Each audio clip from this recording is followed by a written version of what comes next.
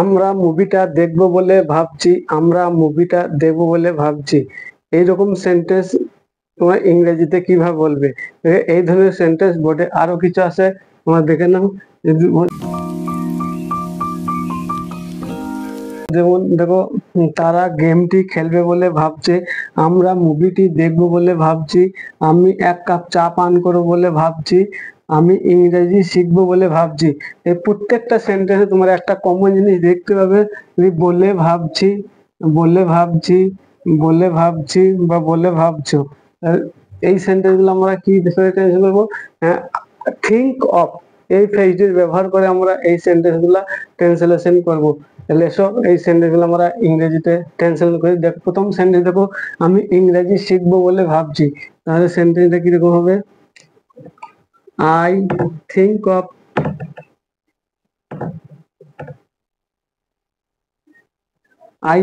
Of কি। আর এই sentence গুলো ট্রান্সলেশন একটা যে সূত্র বা স্ট্রাকচার আছে, তোমরা সেই স্ট্রাকচারটা স্ক্রিনের নিচে দেখতে পাচ্ছ। এর কি হবে? সাবজেক্ট প্লাস থিঙ্ক অফ, তারপরে যে ভার্ব, ভার্বের সাথে আইএনজি, তারপরে এক্সটেনশন।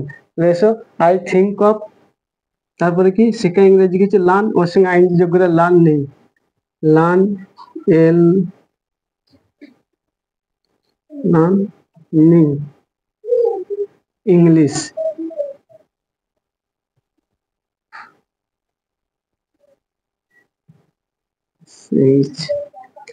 আমি ইংরেজি শিখবো বলে ভাবছি, I think of learning English. পরের সেন্টেন্স দেখো, আমি এক কাপ চা পান করব বলে ভাবছি, আই থিঙ্ক অফ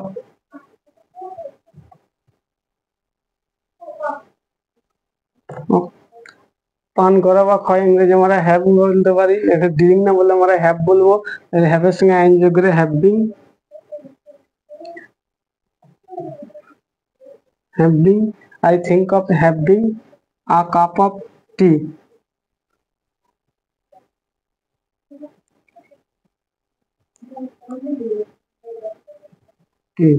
আমি এক কাপ চা পান করবো বলে ভাবছি, I think of having a cup of T.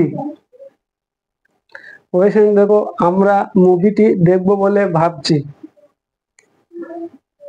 We think of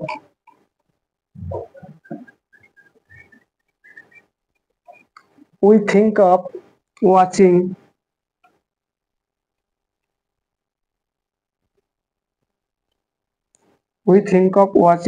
the movie.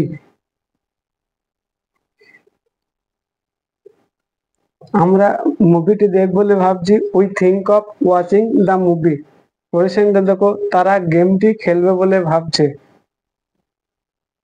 যে তারা কি দে থিঙ্ক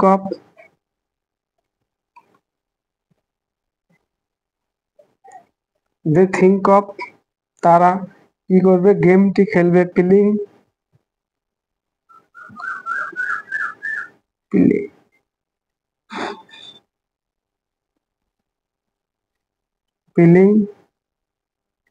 দ্য গেম।